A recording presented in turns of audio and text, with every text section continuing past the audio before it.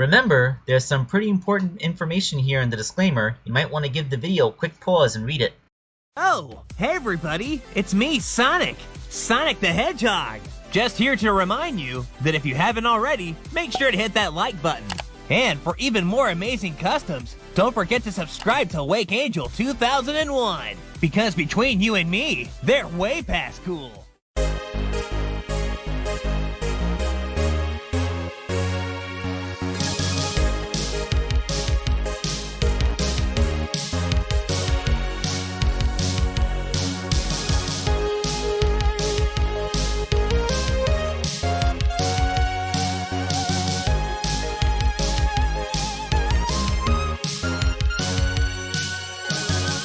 Hello my friends, this is Wake Angel 2001 coming at you with another custom video. This is a second part of Erick's commission, and it's his other OC, Ruben the Rabbit.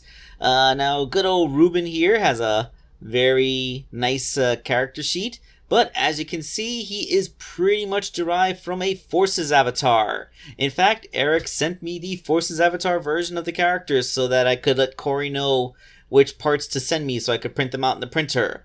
Mostly I just used a rabbit avatar head. Fun fact, this is the first time I ever printed a rabbit avatar head with the ears on it, and it worked. And the Eggman boots, you know, like the boots that the avatar wears that are patterned on Dr. Eggman's. I don't know why you would have that. Like, are you kind of hoping that if you wear the same footwear as him, the robots will think that you're Dr. Eggman? They'll be looking at your feet conclusion. Lord Eggman is here. Do not attack. I don't know.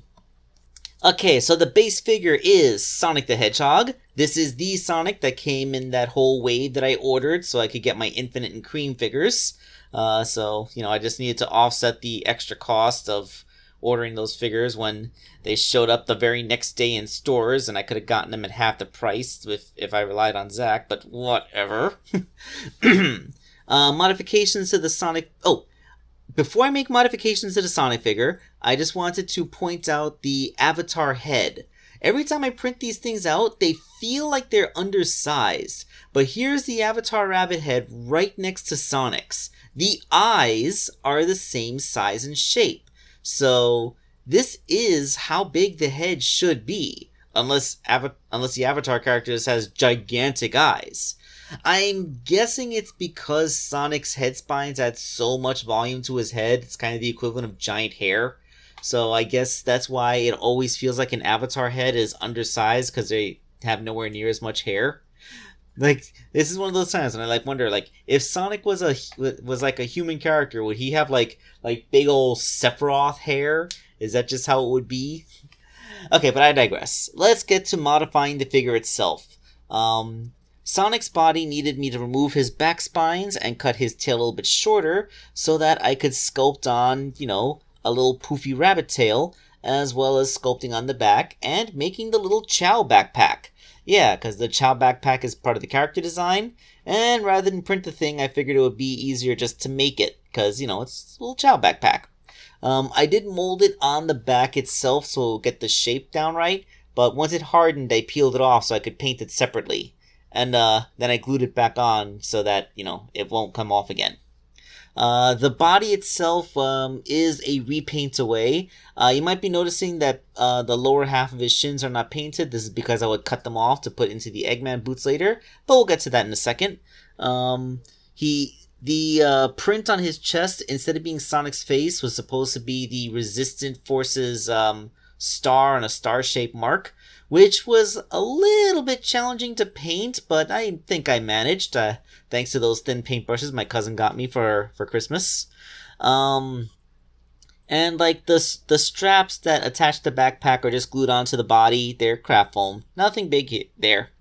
The hands are also just a repaint. This figure needed to be able to hold a wisp on, so instead of 3D printing out these specific gloves that the Avatar had in the game, I just repainted Sonic's original hand so that he could have the flexibility of the fingers for the holding thing hand, and make it easier to hold the wisp on that way. The legs, I almost screwed this part of the project up, because when I went to cut the legs so I could put them into the boots, I accidentally cut too close to the joint. It was almost to the point where I couldn't get the legs to go into the boots without freezing up the knee joint itself. But I was able to save myself using extra epoxy sculpt by sculpting around the leg a little bit to make sure that it gripped what little bit of the leg I left on there. So he can bend his knees without accidentally snapping his boots off. So I accomplished that much. And what was next? Oh, I've been talking so much about the head, I didn't actually show you the completed head. So instead of capturing the look of the actual avatar hair from the game, I used his reference sheet to get the shape of the hair in and the color, that more lightish blue. So it's a light blue on blue. It works. It's like a highlight. I like it. And he has purple eyes. Oh right, the eyes. This reminded me that Ruben. Erick told me that when I made his Zeddy character, that he looked a little bit derpy because the irises were too far apart. So I also repainted his eyes so that his irises are closer together and it looks more like he's looking forward. It can be a little bit hard to tell where irises are supposed to go, but yeah, I think maybe now it looks like he's looking more forward and isn't so derpy. But yeah. Okay, so ostensibly the Ruben figure is almost done, but there were accessories for him. One such accessory was these goggles. They are 3D printed from the in-game model, and let's... Actually, I think we're at the point where we can just take a look at the completed figure, so let's go ahead and do that. So here's Ruben, just the basic figure standing, showing off his cool little onesie with the boots. I think I captured the look pretty effectively. And here he is with the goggles. Yeah. So, the goggles simply friction onto his face.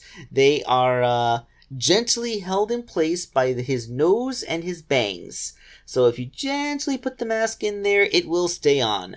I've actually picked the figure up, posed it around, held it upside down, and the goggles do not fall off. But they are not on so hard that you have to worry about scratching them when you take them on and off. It's a good thing this character had bangs, because I don't know how I was going to be able to pull this off without them. And if you're wondering how I managed to do that, it's that when I was making the bangs, I put them on the forehead, and while they were still soft, I put the goggles on, and then I put the bangs so that they just barely went over them, so that when the bangs hardened, they would harden in such a way that they were essentially pinching the goggles onto the face. So yeah, that's how that was done. From behind, you can see he's still wearing that little Chow backpack. And I didn't take any pictures independently, but here is a burst Wispon. I printed it a tiny bit too small, but by using my Dremel to hollow out the inside of the handle, I was able to make it fit on his hand just fine. And, give it the paint job so that it, looks like a burst Wispon with the red and the strategically placed black, white, and silver paints.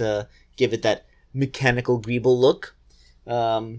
Still kind of find it funny that we had guns in a Sonic game that Shadow wasn't using. Although, after seeing Whisper in the IDW comic, I've softened much more on the idea of getting a Sonic the Hedgehog shooter style game. Just please make it third person. I do not want to play a first person shooter with Sonic. Or heck, I will play a warrior style game where you can play as Whisper or any of the Avatar characters wielding Wispons. That would still be cool. So yes, Ruben the Hedgehog, the rabbit, is ready to support the resistance and fight against Infinite. And I don't know what his relationship is with the Zeddy. I suppose he would fight against the Zeddy too. The Zeddy do like to kill things, I guess. So thank you all for watching this video and supporting me, and for everyone's patience as I try to sort my stuff together. It's I've been busy, and the massive heat wave that's been hitting has been making me not as capable as usual. But Wake Angel 2001 will still be here to make toys and more content, and maybe go to my DeviantArt gallery. I've been re-uploading my old webcomic, Captain N, The Next Generation, because the Smack Jeeves website that originally hosted the comic no longer exists. So, yeah, that's a thing. So this is Wake Angel 2001 signing off.